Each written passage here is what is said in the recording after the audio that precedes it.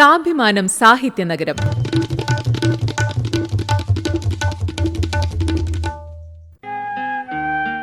സ്മൃതി. കോഴിക്കോടിനെ കുറിച്ച് സാഹിത്യകാരൻ വീരാൻകുട്ടി. കോഴിക്കോട് പട്ടണം എന്ന് പറയുന്നത് എനിക്ക് എൻ്റെ സ്വന്തം പട്ടണം പോലെയാണ്. കാരണം എൻ്റെ വീട് നരയംകുളം എന്ന് പറയുന്ന സ്ഥലം കോഴിക്കോട്ട് നിന്ന് ഒരു 25 കിലോമീറ്റർ ഒക്കെ കാണുള്ളൂ. എൻ്റെ വീട്ടിൽ നിന്ന് ഉപ്പ പണ്ട് വലിയങ്ങാടിയിൽ പോയിട്ട് തിരിച്ചു വരുമ്പോൾ ഹലുവയും ഈ പൊരിയും ഒക്കെ കൊണ്ടുവരുന്ന ഞങ്ങൾ ഇങ്ങനെ കാത്തിരിക്കുന്ന സന്ദർഭമുണ്ട്, ഓർമ്മയുണ്ട്.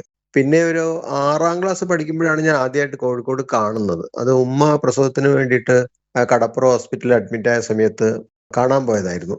അന്ന് കടലിനോട് അഭിമുഖമായിട്ടുള്ളൊരു വാർഡിലായിരുന്നു ഉമ്മ ഉണ്ടായിരുന്നത്. അപ്പൊ ഞാൻ ആ ജാലകത്തിലൂടെ നോക്കിയിട്ടാണ് ആദ്യമായിട്ട് കടൽ കാണുന്നത്. ഒരു 7ാം ക്ലാസ്സിലേക്ക് എത്തുമ്പോഴേക്കും എൻ്റെ പ്രിയപ്പെട്ട ഒരു അധ്യാപകൻ എന്നെയും എൻ്റെ സുഹൃത്തിനെയും കോഴിക്കോട് കാണാൻ വേണ്ടി കൊണ്ടുപോയി. അദ്ദേഹത്തിന് അവിടെ ഒരു വീടുണ്ട്.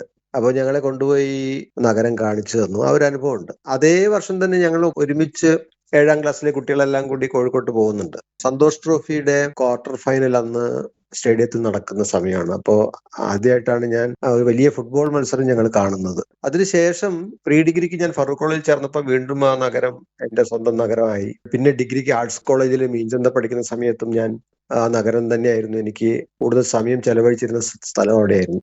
ആർട്സ് കോളേജിൽ പഠിക്കുമ്പോൾ കുഞ്ഞിനി മാഷുമായിട്ടുള്ള ഒരു അടുപ്പം, മാഷിന്റെ കൂടെ ഉള്ള സഞ്ചാരങ്ങള്, മാഷോടൊപ്പം ബഷീറിന്റെ വീട്ടിലും ഒക്കെ പോയതിന്റെ അനുഭവം, അങ്ങനെ ഏറെക്കുറെ കൗമാരവും യൗവനവും ഞാൻ ചെലവിട്ടൊരു നഗരം തന്നെയാണ് കോഴിക്കോട്. പിൽക്കാലത്ത് ഞാൻ അരീക്കോട് കോളേജിൽ ജോലി ചെയ്യുന്ന സമയത്തും ഒരു ഇടത്താവളം എന്ന നിലയ്ക്ക് കോഴിക്കോട് നഗരം തന്നെയായിരുന്നു എനിക്ക് ഒരു അത്താണിയായിട്ടുണ്ടായിരുന്നത്. പിന്നീട് MT വാസുദേവൻ നായർ എന്ന് പറയുന്ന വലിയ എഴുത്തുകാരനായിട്ടൊക്കെ ബന്ധം സ്ഥാപിച്ചതിന് ശേഷം പലപ്പോഴും അദ്ദേഹത്തിന്റെ വീട്ടിൽ പോകാനും സംസാരിക്കാനൊക്കെ അവസരം ഉണ്ടായ സന്ദർഭം ഞാൻ ഓർക്കുന്നു. ഇപ്പൊ സാഹിത്യ നഗരമായിട്ടൊക്കെ പ്രഖ്യാപിച്ചിരിക്കുകയാണല്ലോ നമ്മുടെ കോഴിക്കോട്. ആ ഒരു വിശേഷണം എന്തുകൊണ്ട് അന്വർത്ഥമായിട്ടുള്ള ഒരു നാടാണ് നമ്മുടേത്. അപ്പൊ SKയുടെ ഓർമ്മ, ബഷീറിന്റെ ഓർമ്മ, അങ്ങനെ ഏതർത്ഥത്തിൽ നോക്കിയാലും ഒരു അക്ഷര നഗരിയാണ് നമ്മുടെ കോഴിക്കോട്.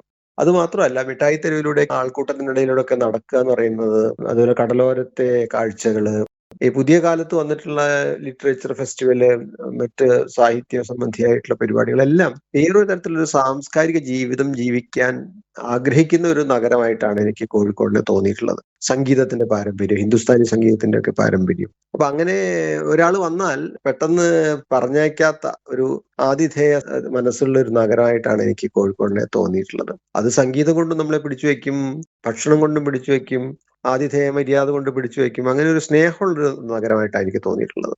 നമ്മൾ പറയാറില്ലേ, ഓട്ടോറിക്ഷ ഓടിക്കുന്നവരുടെയൊക്കെ സത്യസന്ധതയെക്കുറിച്ച്, അതുപോലെ എല്ലാം ഒരു ചേർത്ത് പിടിക്കുന്ന മനുഷ്യരുള്ളൊരു നഗരമായിട്ടാണ് എനിക്ക് കോഴിക്കോടിനെ തോന്നിയിട്ടുള്ളത്.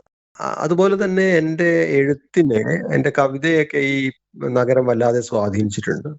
എൻ്റെ ആദ്യകാല കവിതകളിൽ ജലഭൂപടം എന്ന് പറഞ്ഞ സമാഹാരത്തിൽ കോഴിക്കോട് ഒരു വെളിപ്പാങ്കാലത്ത് എന്ന് പറഞ്ഞൊരു കവിതയുണ്ട്. അതിരാവിലെ കോഴിക്കോട് നഗരത്തിൽ എത്തിച്ചേരുന്ന ഒരാളുടെ അനുഭവമാണ്. ഏത് നഗരത്തിൽ ചെന്ന് ചേരുന്ന ആളുടെ അനുഭവമാണ്. പക്ഷെ കോഴിക്കോട് പ്രത്യേകിച്ച് ഉള്ള നഗരത്തിന്റെ ഒരു അവസ്ഥ, മനുഷ്യന്റെ ഒരു അവസ്ഥ പറയാനാണ് ഞാൻ ശ്രമിച്ചത്. അതുപോലെ പല കവിതകളിലും ഈ തരത്തിൽ നഗരത്തിന്റെ ഒരു അനുഭവം അല്ലെങ്കിൽ നഗരത്തിന്റെ ഒരു വിസ്മയം, അതൊക്കെ അറിഞ്ഞോ അറിയാതെയോ കടന്നു വന്നിട്ടുണ്ടെന്നാണ് ഞാൻ വിചാരിക്കുന്നത്. പ്രത്യേകിച്ചും യാത്രകളിലാണ് ഞാൻ കവിതകൾ അധികം എഴുതിയിട്ടുള്ളത്. എന്റെ വീട്ടിൽ നിന്ന് അരീക്കോട് കോളേജിലേക്ക് പോകുന്നതിനിടയ്ക്കുള്ള ആ യാത്രകൾ പലപ്പോഴും കവിത എഴുതാൻ എന്നെ സഹായിച്ചിട്ടുണ്ട്. അതിനൊരു ഇടത്താവളമാണ് പലപ്പോഴും കോഴിക്കോട്. എഴുത്ത് ജീവിതത്തെയും സ്വാധീനിച്ച ഒരു നഗരമായിട്ടാണ് ഞാൻ കോഴിക്കോടിനെ കാണുന്നത്. ഇനിയിപ്പോ ഒരു വിഷമമുള്ള എന്താണെന്ന് വെച്ചാൽ, നമ്മൾ കോഴിക്കോട്ടേക്ക് പുറപ്പെടുന്ന സമയത്ത് MTയെ പോലെ ഒരു വലിയ മനുഷ്യൻ അവിടെ ഉണ്ട് എന്നൊരു തോന്നൽ നമുക്ക് വലിയ ധൈര്യം തന്നിരുന്നു.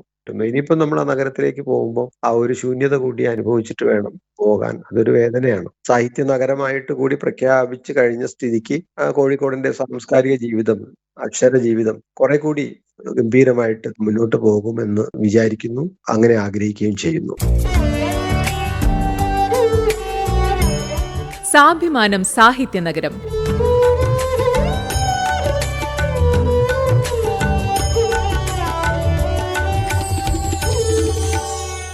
സാഭിമാനം സാഹിത്യനഗരം ഇനി ബുധനാഴ്ച രാവിലെ 7:10.